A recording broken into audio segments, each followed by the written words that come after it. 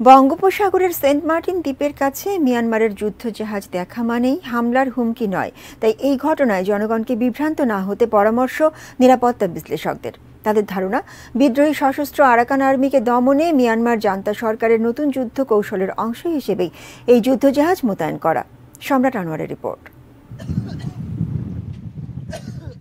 সম্প্রতি Saint Martin দ্বীপের কাছে মিয়ানমারের ৩টি যুদ্ধজাহাজ ৪ দিন ধরে অবস্থান করতে দেখা যায়। এ ঘটনায় সরকারের উচ্চমহল নিজ দেশের সার্বভৌমত্ব বজায়ে কোনো ছাড় না দেওয়ার হুঁশিয়ারিও দেয়। তারপরও আলোচনা সমালোচনা থেমে নেই। আমরা বলে দিয়েছি যে আমাদের গুলি করলে আমরাও এরপরে পাল্টা গুলি করব। ক্ষমতা নেওয়ার পর বছর ৩ ধরেই মিয়ানমারের জান্তা সরকারকে লড়তে হচ্ছে একাধিক সশস্ত্র বিদ্রোহী গোষ্ঠীর বিরুদ্ধে। একের পর এক হামলা চালিয়ে এলাকা দখলে নিচ্ছে বিদ্রোহীরা। বাংলাদেশ মিয়ানমার সীমান্তেও সশস্ত্র বিদ্রোহী আরাকান আর্মির সঙ্গে মিয়ানমার সেনাবাহিনীর তীব্র যুদ্ধ হয়েছে। সীমান্তের ওই পাড়ের ঘটনায় আতঙ্ক এপারেও ছড়িয়েছে। নাজেহাল হয়ে মিয়ানমারের বর্ডার গার্ড পুলিশ, বিজিপি সদস্যরা প্রাণ হাতে নিয়ে বাংলাদেশে পালিয়ে আসে, যদিও পরে তাদের ফেরত নেয় মিয়ানমার।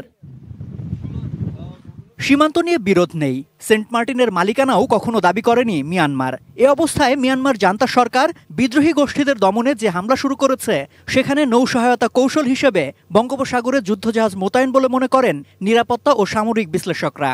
ইতোমধ্যে অভ্যন্তরীণ কোন্দলে জর্জর মিয়ানমার জান্তা সরকার নতুন করে প্রতিবেশী কোনো দেশের সাথে সশস্ত্র দ্বন্দ্বে জড়াতে চাইবে না বলে এই মত তাদের। এটা নিয়ে আমার মনে হয় সব পক্ষে একটু বাড়াবাড়ি হয়েছে।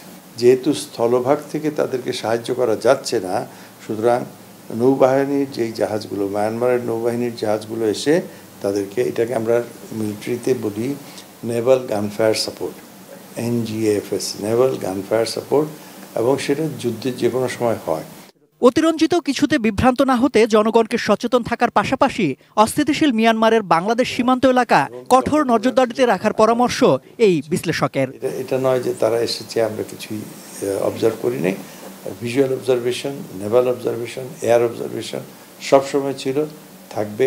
এই যে তাদের ওখানে যদি গোলাগুলি হয়, সেই গোলাগুলিগুলো মাঝে মাঝে বাংলাদেশে এসে পড়ে, এটা আমাদের জন্য ঝুঁকি। আমরা চাইবো একটা শান্তিপূর্ণ মায়ানমার গড়ে উঠুক। সম্রাট আনোয়ার, এটিএন নিউজ, ঢাকা।